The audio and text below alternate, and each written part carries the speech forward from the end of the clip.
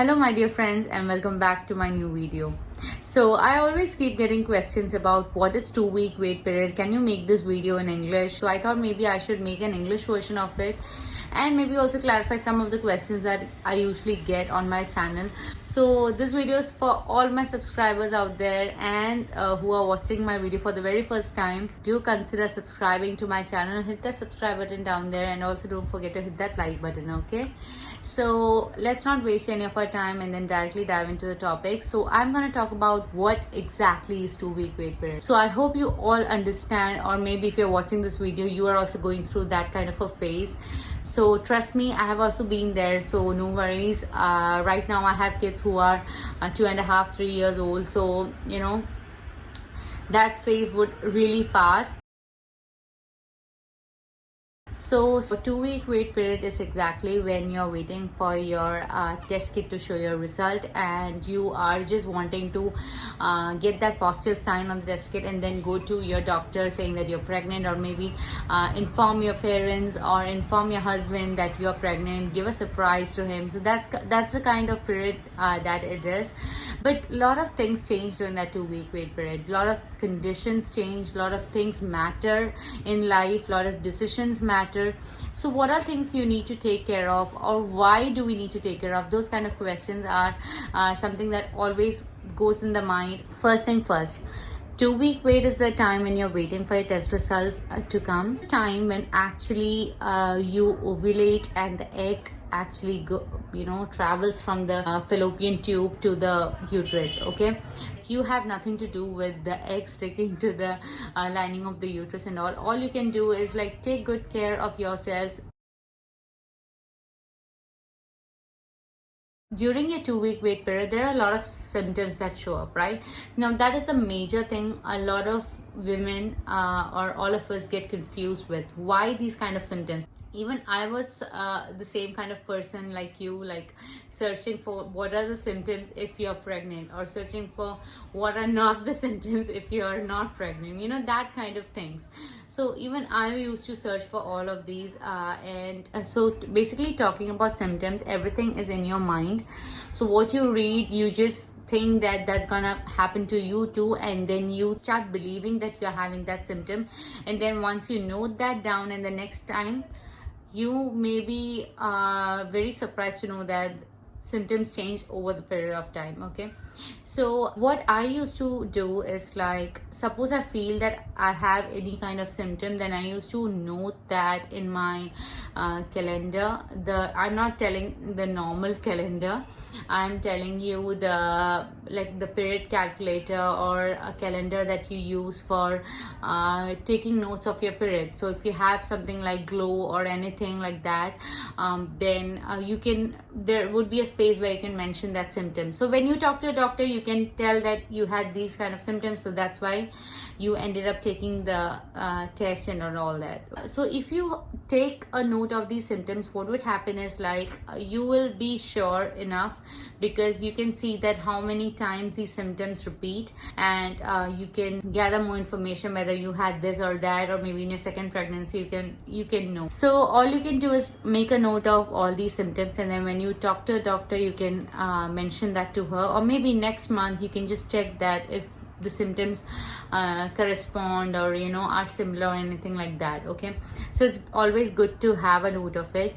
Second thing, don't get confused whether you can do this or that. Keep on doing with what you always do. If you are a person who always like to go to a gym and then run on the treadmill, you can always do that. Because I tell you this because even I have talked to my doctor and asked about this, and this was the answer that she gave me. So you can definitely do whatever you are doing. Only few things while you're pregnant, while you're having the baby, at that point of time you are restricted. So one important thing I would really love to add regarding the symptoms part, all you can get is bloating and some implantation bleeding. I used to get plenty amount of questions regarding implantation bleeding, like, do we really need to have implantation bleeding and all that? First of all, I would tell you implantation bleeding is nothing but a kind of spotting that happens just because when your egg gets fertilized. So I have clarified this with my doctor, that's why I'm telling you this. It's not necessary that it has to happen. It actually happens a bit, but sometimes it just get unnoticed. Okay, so implantation bleeding is not something that if you don't have, then you are not getting pregnant. Or implantation bleeding is also not something like if you are having it, then there is some complication in your pregnancy. All things are wrong. So sometimes what happens is that you notice it, sometimes you don't, but little amount of spotting is always okay. But if you're having bleeding, a lot of bleeding, then definitely it is bad and you need to approach to the doctor. Okay, so that's important about implantation bleeding. But these things are not under your control, so all you can do is stay happy, become less stressful about this thing, and just don't care about this. Because once you take care of this and then you give a lot of thought into it, and then you end up getting stressful about why you're not getting that positive sign. To be honest, like when I actually thought I'll put this aside and then not care about this, that's when actually I got the positive test result. Because I was not even taking care of anything, I was not even thinking about anything. Only thing I did is I went to my gynecologist. I actually met with her before I started even planning. I found out, I searched my network, I looked out for a good doctor and met with her. Both of us actually went and then told her that we are thinking about having kids, and then we wanted to know what and all care we need to take, like having prenatals or multivitamins or anything we need to know as such. Finding a good doctor in your network would be really helpful. So that's the first thing you can do.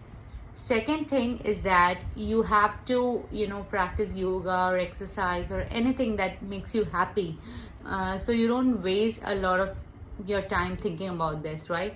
So that's the second thing you can do. So I believe that I have covered up all the questions regarding 2-week wait period and all the things that you need to know. I wish all of you a good luck and my prayers to you all. I have actually always wanted to talk to you on this topic, make a video in English for a very long time, and I finally thought maybe I should just speak to you, so that this kind of a thing is something that all women at one point of time give a lot of stress and waste a lot of time on. So that's why don't think much about it, just stay happy, stay calm, and then when the right time comes, then definitely the positive sign will really show up. Another thing that I want to say is that I got a question a few days back in the comment section asking that if cervical cerclage is really needed or is it recommended in the first trimester of twin pregnancy.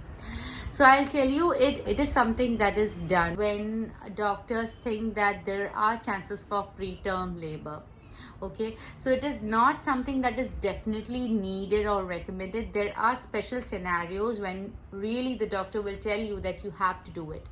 So we actually read about cervical cerclage and we actually thought, oh my god, will I have to do that and all.